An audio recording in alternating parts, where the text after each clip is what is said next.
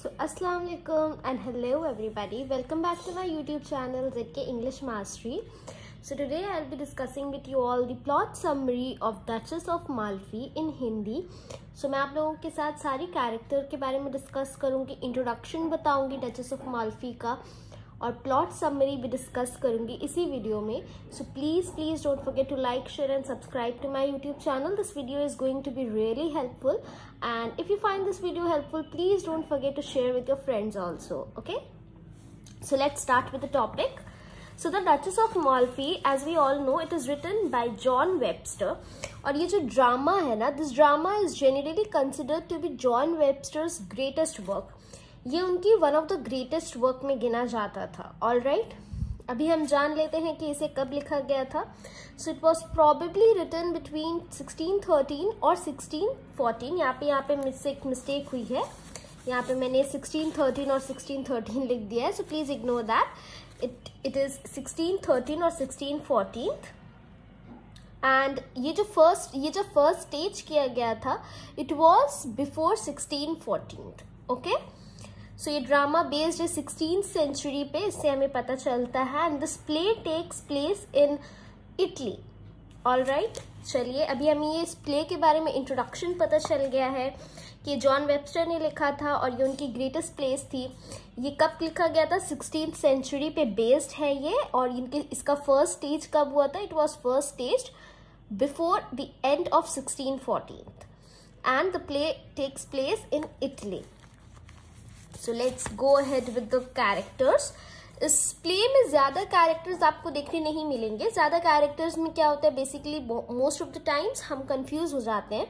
So this play does not contains much character, but जितने भी characters है सबका काफी इंपॉर्टेंट रोल है. So please go through the characters properly.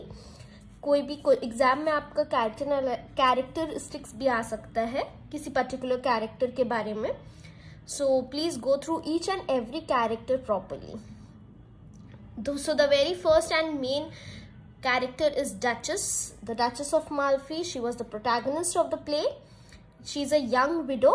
Ferdinand and Cardinal, ये दो उनके भाई रहते हैं. ये जो फर्डिनेंड एंड कार्डिनल है ये डचेस के दोनों भाई हैं.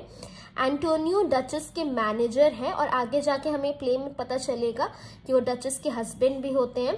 बोसोला क्या था? बोसोला एक हॉर्स मैनेजर था डचेस के पास. डचेस के जो महल था उसमें. और तो और वो स्पाई भी था.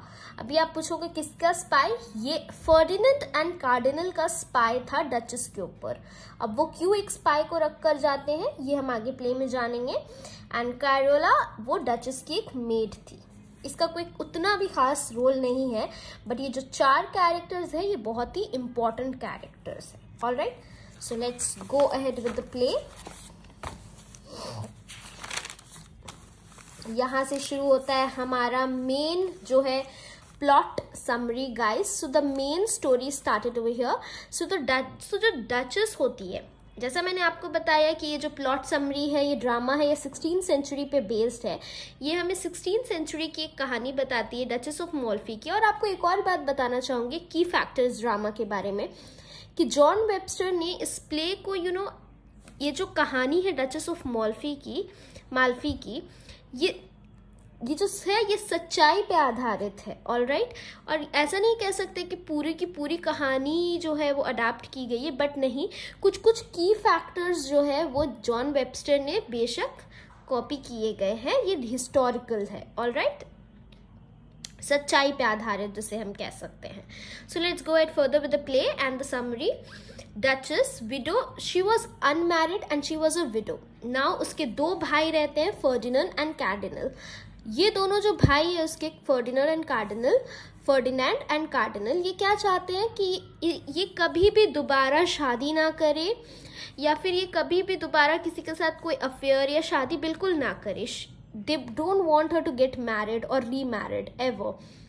और इस बात की अश्योरेंस पाने के लिए ये दोनों कहीं जा रहे थे और ये बिल्कुल अश्योर्ड रहे कि डचेस कभी किसी से शादी ना करे. उन्होंने एक स्पाई छोड़कर जाते हैं जिसका नाम बोसोला रहता है. ये डचेस के ऊपर एक स्पाई रहता है. ये नजर रखता है कि डचेस कभी भी किसी पे शादी ना करे या किसी से अफेयर ना रहे डचेस का. और ये जो डचेस है इस बात से बिल्कुल अनअवेयर है कि उसकी कोई स्पाई कर रहा है, कोई उस पर नज़र भी रख रहा है। और एक स्पाई छोड़ने के बाद वो दोनों भाई रोम के लिए निकल जाते हैं। नाउ लेटर क्या होता है, कुछ दिनों के बाद डचेस जो है एंटोनियो से मिलती है and she fail in love with him miserably. And क्या होता है कि वो उसे एंडेड अप होती है, प्रपोज कर देती है उसे, and they both get married and they live happy married life till the circumstances took place. So ये जो सर्कमस्टेंसेस हैं वो मैं भी डिस्कस करूँगी। तो ये दोनों की शादी हो जाती है एंड कुछ दिनों के बाद जो है डचेस प्रेग्नेंट भी हो जाती है। She was expecting her first child with Antonio. और 9 महीने बाद क्या होता है कि बोसोला जो है उसे शक हो जाता है, he suspected that the duchess is pregnant. Of course ये बहुत ही इजीली सस्पेक्ट कर लिया जा सकता है। तो वो क्या करता है, वो उसे डचेस को बोसोला एप्रिकॉट्स गिफ्ट करता है खाने के लिए। नाउ एप्रिकॉट से क्या होता है गाइस कि इफ अ गर्ल और if a women is expecting और शी इज प्रेग्नेंट, तो एप्रिकॉट्स उसे लेबर पेन देने में बहुत ही जल्दी उसे लेबर पेन होगा ये खाने से। ऑलराइट, तो duchess again she was unaware about this factor कि इसे खाने से लेबर पेन हो सकता है उसे।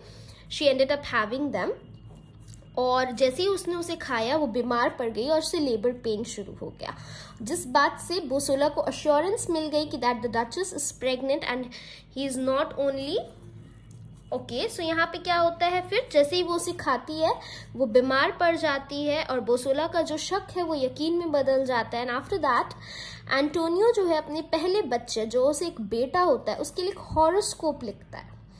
तो जैसे ही वो हॉरोस्कोप लिखता है वो खो जाता है उससे, और वो उसे पता नहीं रहता है एंटोनियो को कि उसने उसे कहाँ खोया है।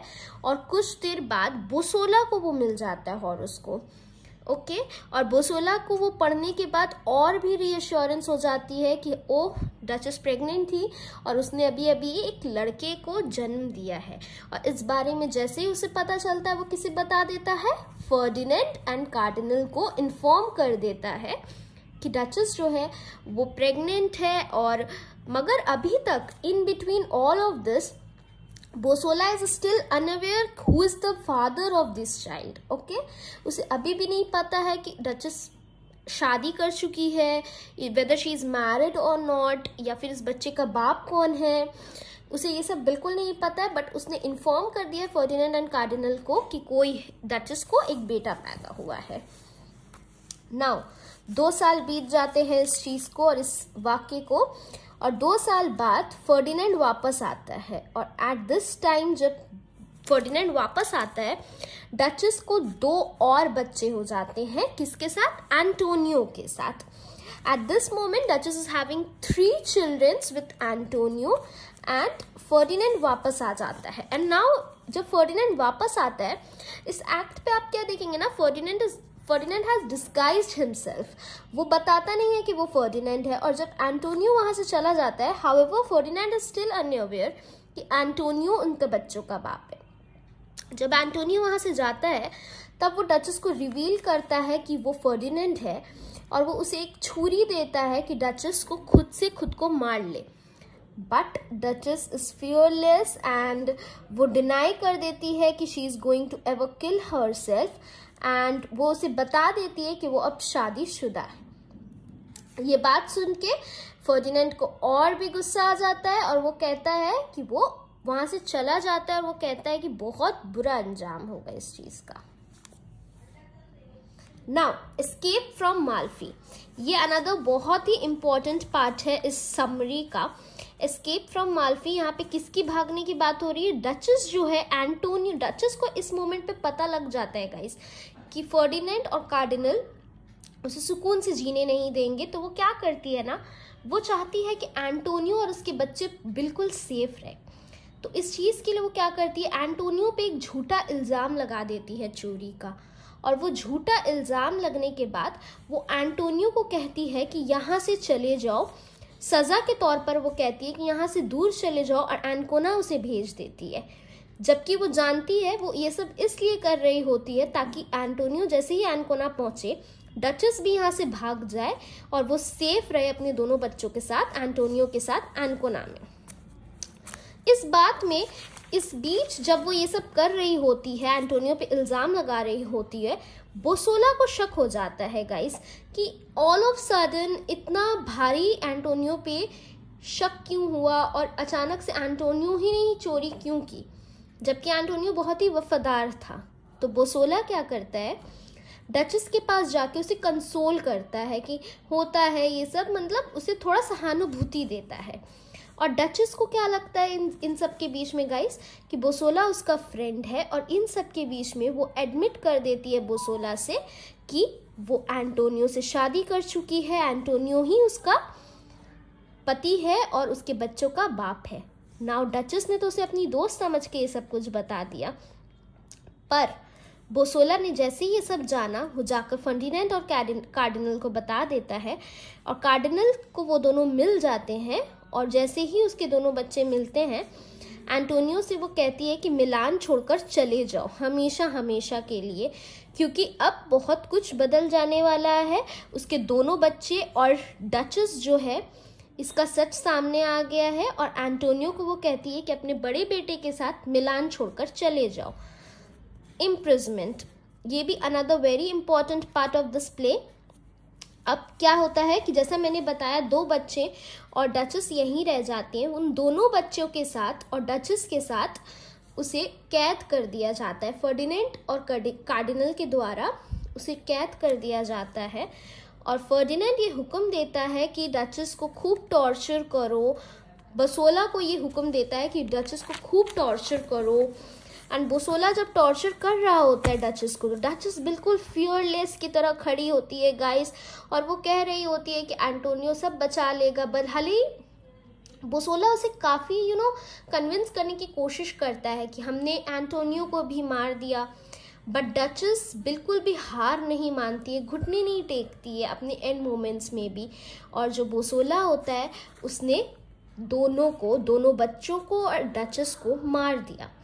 Now when Bosola came to Ferdinand and told him about all of this, कि उसने उसे मार दिया है and now he wants his reward, क्योंकि जैसा मैंने आपको स्टार्टिंग में बताया, he was a spy, वो सब कुछ देख रहा था, पूरी रखवाली कर रहा था, फर्डिनेंड एंड कार्डिनल को सब कुछ इन्फॉर्म कर रहा होता है उस बारे में। अब उसे फर्डिनेंड से रिवॉर्ड चाहिए।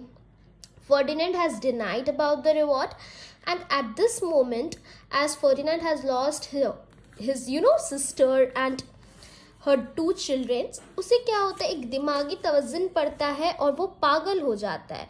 Now he is thinking himself as a wolf. Basically he has lost his mind and his control over his mind. He has no control over his mind at this moment, और वो Bosola को deny कर देता है। Now the ending, Ferdinand तो बिल्कुल तरीके से, जैसे मैंने बताया, अपना माइंड खो दिया होता है। वो बिल्कुल बर्दाश्त नहीं कर पाया इस गम को कि उसने अपनी बहन को खो दिया लालच में। कार्डिनल के पास जाता है बोसोला, और कार्डिनल उसे ऑफर करता है कि लो अपना रिवॉर्ड ले लो। पर Bosola eight this moment guys बहुत गुस्से में था। क्यों? क्योंकि बोसोला ने इतने सारे खून किए, अपना पूरा वफादारी दिखाया, पर फर्डिनेंड ने उसे रिवॉर्ड देने से मना कर दिया। And at this moment, Bosola mind is also affected by all of this trauma and all of this, torture and all that. And Bosola क्या डिसाइड करता है कि वो दोनों को, कार्डिनल और फर्डिनेंड दोनों को ही मार डालेगा। बट अनफॉर्चुनेटली वहाँ पर एंटोनियो आया होता है कार्डिनल से बात करने, और एंटोनियो को वो गलती से मार देता है कार्डिनल समझ के, क्योंकि उस वक्त अंधेरा हुआ रहता है। And now as Bosola has killed Antonio instead of Cardinal, अभी क्या होता है, कार्डिनल उस रूम में आता है, और जैसे ही कार्डिनल उस रूम में आता है उसने देखा कि उसने एंटोनियो को मार दिया। ये समझ के वो कार्डिनल है, कार्डिनल और बोसोला के बीच में बहुत ही गंदा फाइट होता है, which ended up Bosola stabbed Cardinal, and in between of all these fight, Cardinal has been stabbed by Bosola. Now cardinal भी मर गया, एंटोनियो भी मर गया गाइस, एंड फर्डिनेंड और बोसोला के बीच में भी एक फाइट होती है। बट फर्डिनेंड को, जैसे मैंने आपको बताया, वो अपना दिमाग खो चुका है। इन दोनों ने ही एक दूसरे को छुरी भोंक दी, all of them has been killed. Duchess, उसके दोनों बच्चे, Antonio, Cardinal, Ferdinand. So it was a bloody end. Bloody end इसे कह सकते हैं आप. But at the end कौन बचता है? डचेस का एल्डेस्ट बेटा, सबसे बड़ा बेटा, जिसके साथ याद है वो कहती है एंटोनियो को कि मिलान छोड़ दो, एक बच्चा बच गया था. तो now he is still safe and he is in the safe hands also. डेलियो के पास वो रहता है. डेलियो कौन है? I'm so sorry I forgot to mention him at the very start, at the very beginning. डेलियो Antonio का एक दोस्त है, एंटोनियो का एक फ्रेंड है डेलियो, जो वादा करता है कि वो डचेस और एंटोनियो के बड़े बेटे को रेस करेगा और उसका ख्याल रखेगा. So this is the plot summary of the play guys, as promised, and I'm so sorry मैं थोड़ी लेट हो गई थी. Please don't forget to like, share and subscribe if you find this helpful, and do let me know in the comment section कि next topic आप क्या पढ़ना चाहेंगे और किस बारे में आप वीडियो देखना चाहेंगे. Till then, bye bye, Allah Hafiz.